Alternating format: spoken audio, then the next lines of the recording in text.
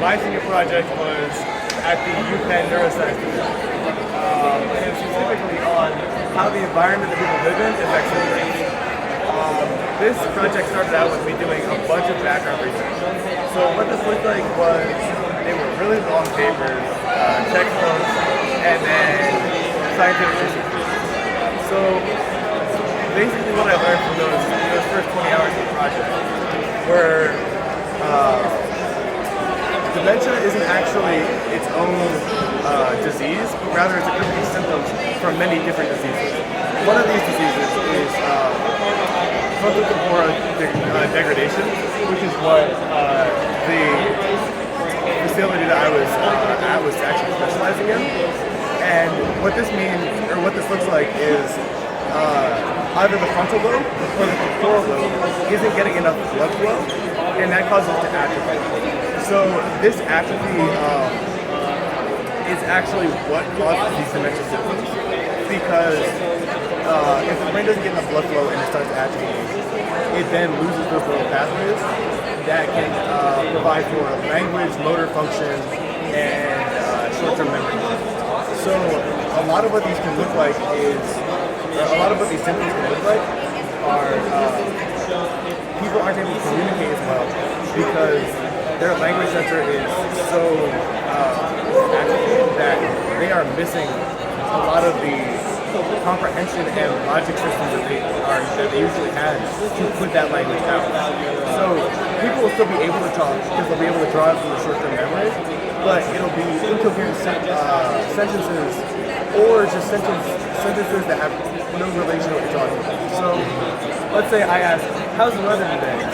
And you could say, and someone with dementia would say, like,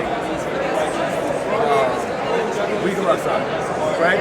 It could be loosely related in that, let's say there's nice weather and they want to go outside and say we go outside, but they wouldn't be able to respond with the same logical system as a person would. And these risk factors that cause dementia, actually, we wanted to do a study that would separate it down by zip code and see if there was a connection between income or work or type of work, or if there was a link between locations in relation to pollution increasing, like pollution releasing smokestacks and confinements. So this started with this data set, which was just awful. They had a lot of missing data. There were supposed to be zip codes on every single one, cities on every single one, and around a fifth were just missing. There were about 2,000 pieces of data originally, and we got down to around 1,700. So obviously there was a lot of data that was pretty bad. But I just had to clean that out so we could plug it into a software that we use at Penn, which was just able to map it all onto a map of the United States by zip code. And you may notice, and it's pretty obvious, that most of the cases are centralized around Philadelphia and Pennsylvania. So this is what we expect, not only because Penn is in Pennsylvania, but also because there are 3 major neuroscience facilities in the United States.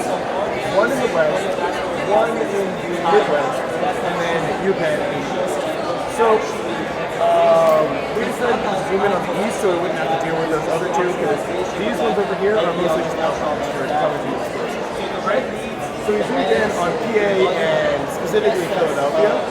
And what we found was actually surprising because the people who were in lower income areas that lived near a lot of pollution like releasing zones actually ended up having a lower number of reported cases of Penn. So these cases, it's important to say, were recorded from Penn's patients.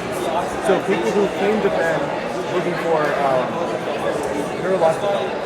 And why this is important is because there are other reasons other than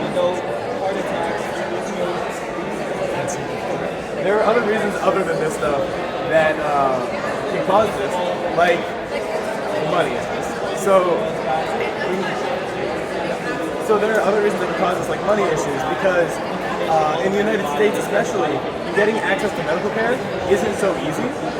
So these people in lower income areas, even if there are more instances of dementia, actually aren't able to access this medical care. And that's really the underlying issue that was uncovered with the study rather than having actual good data. So the study was left inconclusive. Thank you for